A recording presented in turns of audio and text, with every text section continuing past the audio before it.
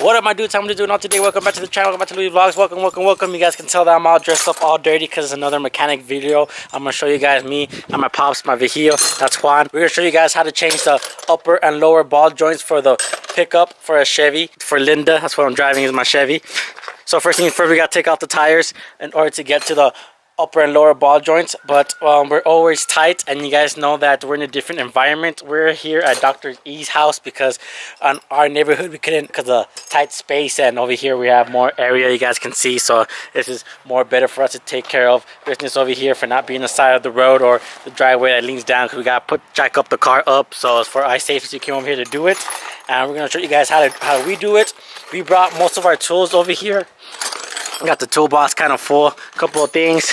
We got tools in the little lunch box because we're limited on stuff that we have, but oh well, we have what we have. So I'm gonna make this as a great time. We're gonna have a good time, so stick around and you guys are gonna see how we do it. So we took off the tire. This is how it looks like right now. So basically what we're gonna replace is this, the upper board joint and the lower board joint, which is down here, this one right here. That's what we're going to be replacing. In order to get to these parts, we have to take off the brake system, correct, Juan? Yeah. We got to take off the caliper, all this, the whole, which is the brake disc and all that's going to come off in order to get to this part. That's how we're going to do it. And that's going to be another problem because we don't have the right tools and stuff, but we're gonna get it done. We gotta improvise. So what's next on the step is we gotta take off this where we loosen up from the bottom here. I see it's like almost out to take. We gotta take this off. This is the arm, but for you guys to know, be safe and be careful, because once this comes off, this whole thing's gonna be hanging, so you might want to tie it up or strap it up to something so it won't be hanging, dangling around. It's a sledgehammer.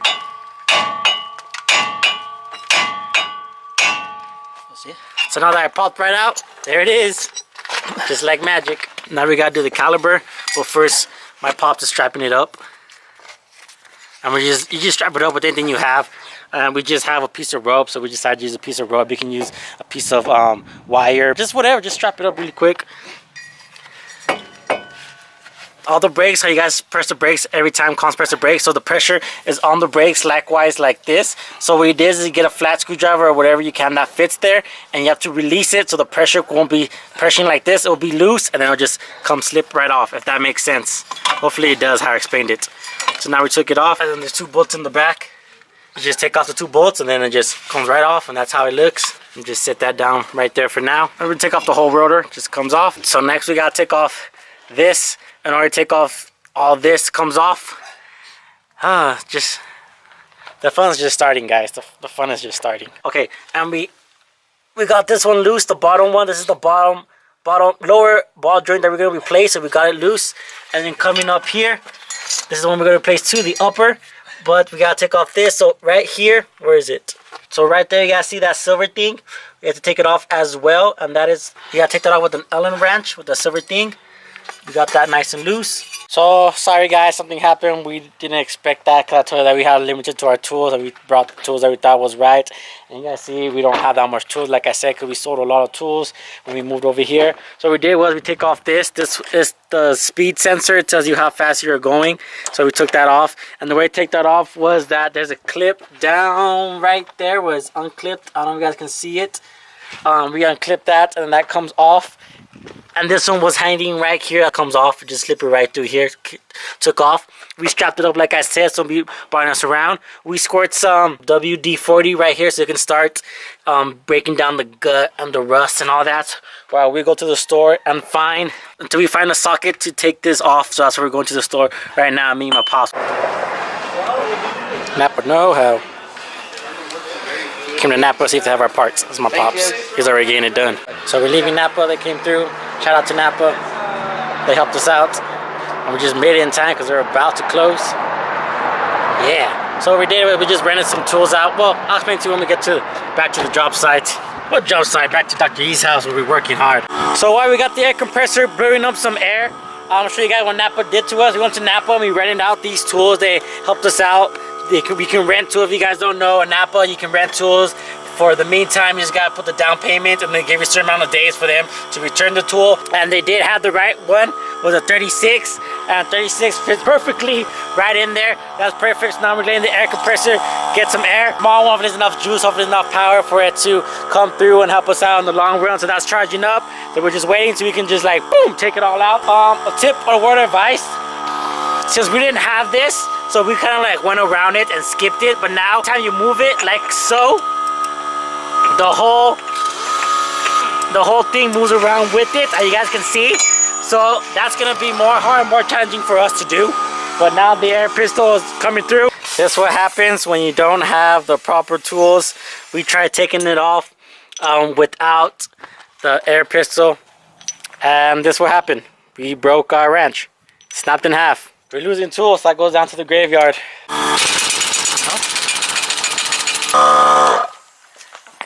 So you guys saw what we did, why we broke the wrench was because of that. There's not enough power, there's not enough pressure for this air compressor to hold and to withstand this gun for us to take off this nut. There was no pressure, there's not enough power. To conclude, what happened was that we went back a couple of steps back, put the tire back on, you guys can see. We tried doing it by hand. We're using this because it's right, but we couldn't do it at all. So now we go back to the store to see what we can find. Oh well, that's mechanic work for you. Came over here to Rags Building Supply and brought this with us so we can find what we need. So what we're looking at, go down so we can have more leverage, more power. That's why we brought this tool along to figure out which hole fits. Like for example, these don't fit here. But looking at the price, these are pretty much expensive. So we came back to the store, we bought the lever. You guys can see more extending. And we're gonna figure out if we can actually work it now. There it is. Took us forever just to do that. We lost the wrench from doing that, so you just snapped in half. The air compressor did not work at all because it needed more power, needed more PSI because it's a small one.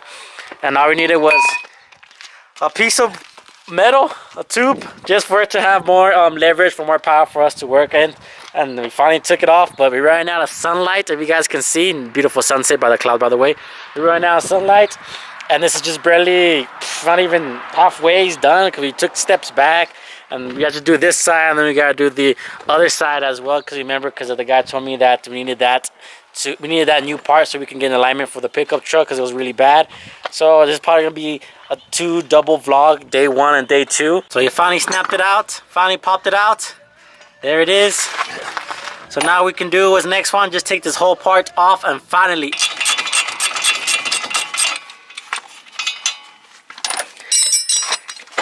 Okay. This is it. That goes right there. And that's what we're going to be changing basically. This is the upper ball joint. We finally reached it. This is the lower ball joint. Looks like it was replaced because it looks better in condition than this one on top. But it is still it's acceptable. No, that one's all messed up, you guys can see. They probably did replace this, the owner before me, and this pickup, but this one is bad. So we're gonna replace both of them because I bought both of them, so I already took everything out. So what's the point of just doing one? Might as well do both. So we're taking off the upper ball joint first, and right now what my dad's doing right now, he's taking off the snap ring. It's like a little ring that's in all that gunk, and he's just trying to take it all off so you can, like a, how can I explain it? It's like a, it's a lock, in other words, for it not to go up or misplace or jump around and stuff. So we're just trying to unlock it by taking it off. That's what you're supposed to do. So now my dad's just taking all the goo out so we can get a better view of it, of what's going on behind all the goo. The light turned on here in Dr. E's little, well, parking garage, I guess, parking space. Sunset's coming down. And me and my pops are still trying to take out the upper. It's because we don't have the right tools, and on top of that, it broke on us, so I'm not really much helping you guys out how to do it, but I'm just gonna get like a general knowledge, I guess. So due to the sunlight's gonna come down, I'm gonna end this vlog here.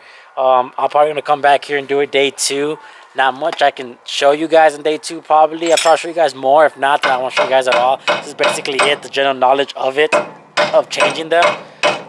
So I'm really sorry I didn't help much, because I didn't help myself at all, because you guys can see that we're still here. So I'll see you guys in the next one. I know I got a pimple right here. I'm not perfect. I'm not a model. I'm a human being just like you guys. I ain't pretty. You know, I'm a man. I get dirty. I gotta do what I gotta do. If you gotta like what I do, subscribe to my YouTube channel. Follow me on Instagram. Louis Vlogs. Like my Facebook page, Louis Vlogs. And I'll see you guys in the next one. So, peace out. Warning. The alignment mark on the ball joint housing must align with the control arm alignment mark. If no control arm alignment mark exists, then the ball joint mark must be facing the wheel outward when installed. And to give you guys more or less what he's talking about, that little mark right there, that's where we got a alignment to the control arm. If the alignment is not there, like it says in the paperwork, then it shows outward when installed. Outward when installed, because there's no control arm. And there's the mark right there, outward, like it said.